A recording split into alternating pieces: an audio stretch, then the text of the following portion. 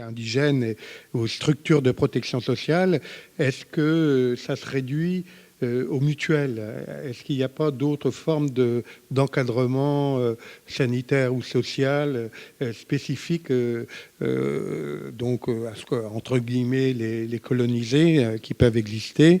Et d'autre part, dans ce cadre-là aussi, le fait d'une culture différente, est-ce que la question du genre se pose telle de manière particulière également, donc en particulier donc dans les pays du Maghreb. Alors ça c'est pour Anthony. Alors pour la première question, c'est une des hypothèses de mon explication sur le fait qu'il y a une marginalisation de la population arabo-musulmane dans les mutuelles. C'est le fait que parallèlement au développement des mutuelles, il y a eu plusieurs structures d'assistance qui ont été développées à destination des populations indigènes, et notamment à la veille de la Première Guerre mondiale, il y a 4 hôpitaux indigènes qui sont exclusivement que pour les populations colonisées. Il y a aussi 93 infirmeries indigènes qui sont plutôt dans les milieux ruraux, on va dire dans les espaces ruraux. Il y a aussi 27 bureaux de bienfaisance que beaucoup connaissent, qui sont que des bureaux de bienfaisance destinés qu'aux musulmans.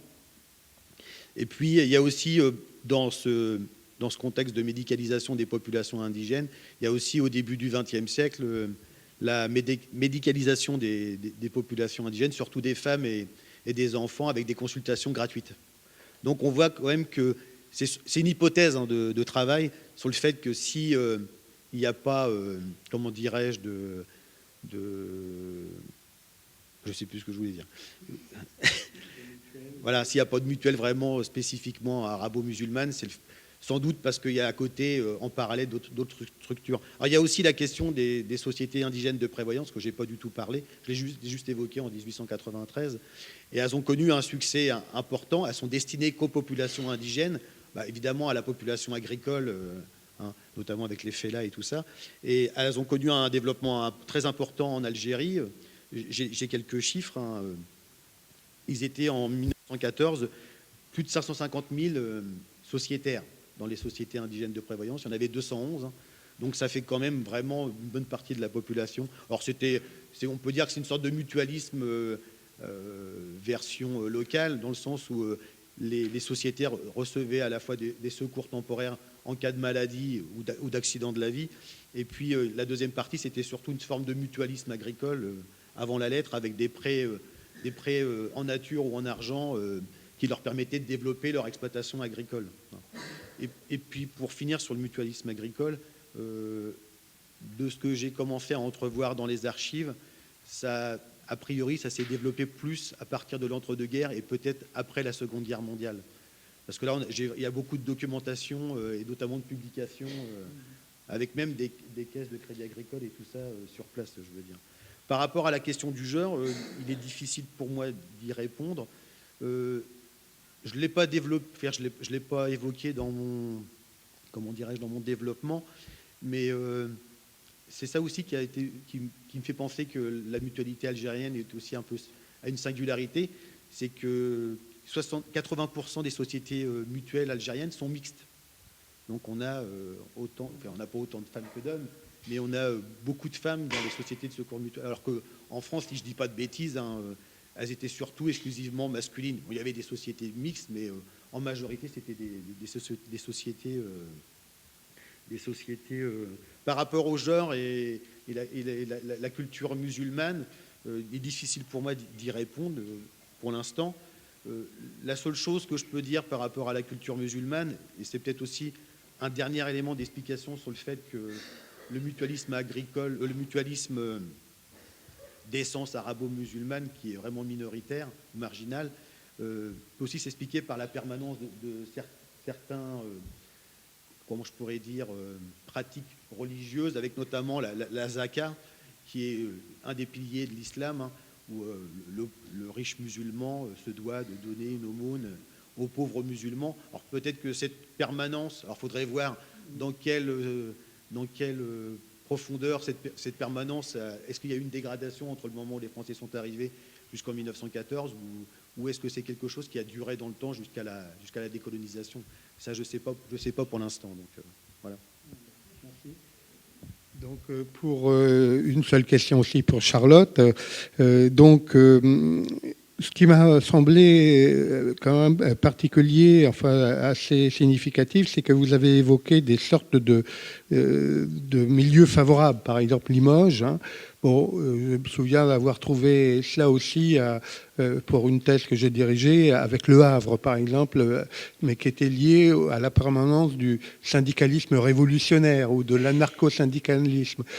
Donc il y avait une sorte de contre-culture, de contre-société qui était permise par justement un croisement d'actions entre mutuelles, mais ce n'était pas simplement les mutuelles, ça pouvait être un dispensaire, ça pouvait être aussi le théâtre, hein, donc la dimension culturelle également, des sortes de contre-cultures qui s'appuyaient sur un terreau favorable. Hein. Alors Limoges-la-Rouge, c'est Mériman et autres, et puis donc vous avez autrement Le Havre avec cette culture dans le milieu portuaire qui a survécu même à l'influence du marxisme, hein, et donc du coup dans le milieu docker en particulier.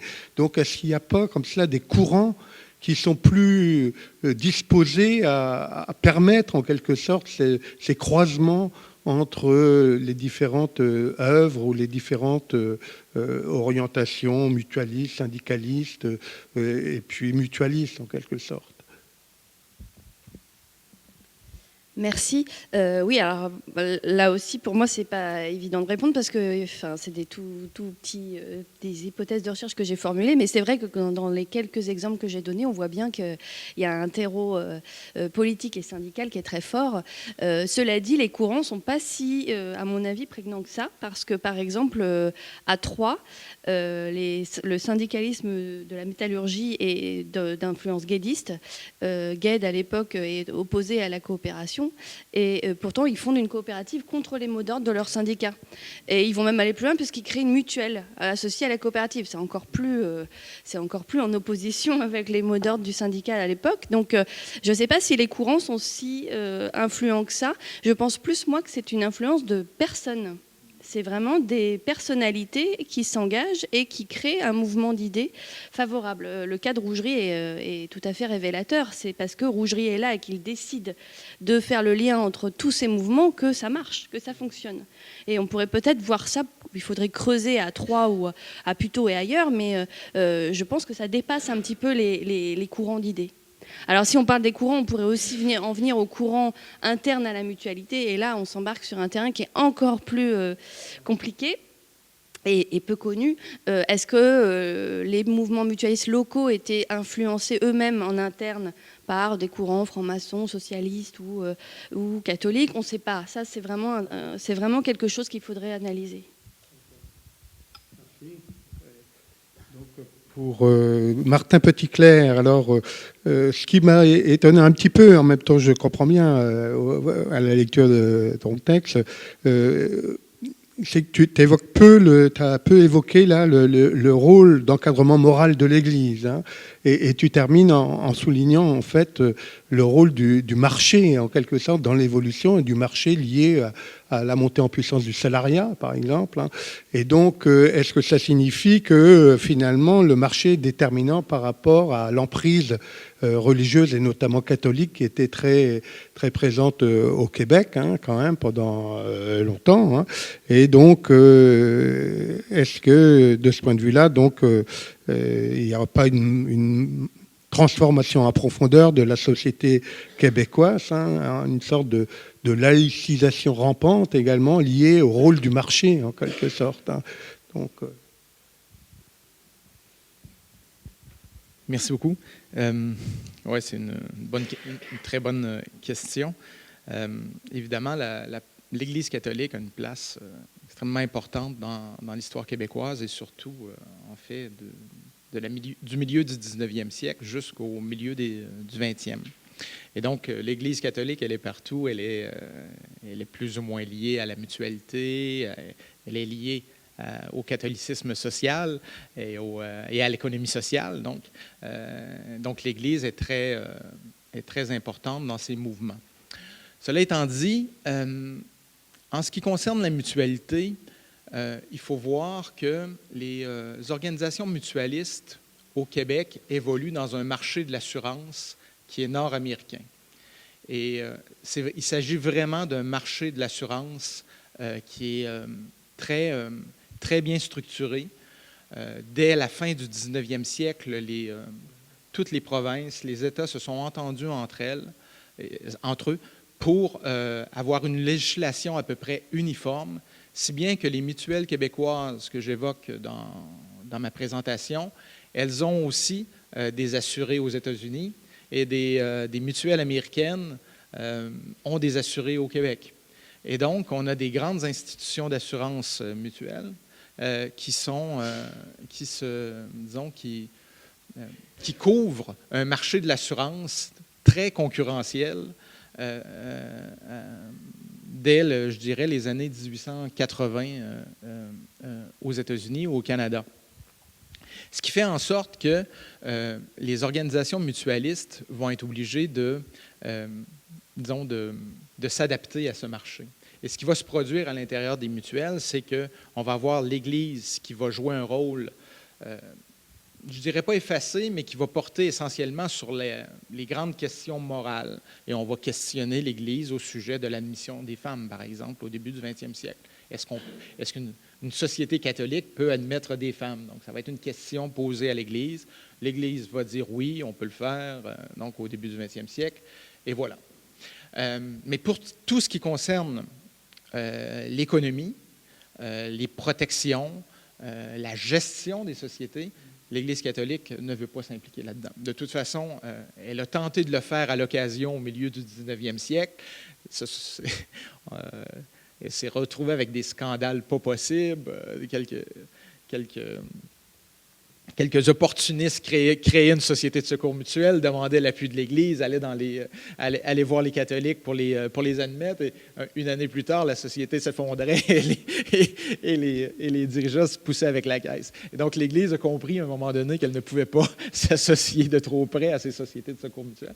Et donc, c'était, disons, une sorte de division du travail entre, d'un côté, une économie qui était liée essentiellement à des calculs liés au marché de l'assurance et la morale qui était à l'occasion, impliquait à l'occasion l'Église dans les grandes orientations des mutuelles. Mais dès le tournant du 20e siècle, l'Église a finalement très peu de pouvoir parce que ce qui détermine fondamentalement les stratégies de développement du mouvement mutualiste, c'est le positionnement sur un marché, encore une fois, qui est très, très concurrentiel. D'ailleurs, je ne l'ai pas évoqué, mais lorsqu'on pose la question de l'admission des femmes au tout début du 20e siècle, c'est parce que les femmes demandent d'être admises dans les sociétés de secours mutuels. Les hommes, les mutualistes demandent que les femmes soient admises dans les sociétés de secours mutuels. Mais c'était aussi parce que les compagnies d'assurance offrent des assurances aux femmes. Donc, si on veut, ce sont les femmes qui admettent, ce sont les compagnies d'assurance qui admettent les femmes avant les hommes. Si vous voulez voir un indice de l'impact de cette idéologie d'une communauté fraternelle, vous en avez là un bel exemple. Les compagnies d'assurance n'ont pas cette communauté fraternelle et l'admission des femmes, l'assurance des femmes ne pose pas un problème idéologique tant que ça dans les compagnies d'assurance. Elle en pose un dans les sociétés de secours mutuels. Donc, voilà en partie ce que je voulais dire. Mais donc, pour répondre plus clairement à ta question, c'est que, d'une part, l'Église catholique s'investit dans les questions morales et se délaisse toutes les questions économiques là, à la gestion même des sociétés de secours mutuels. Donc, on a pour la salle un peu de temps. Je veux bien.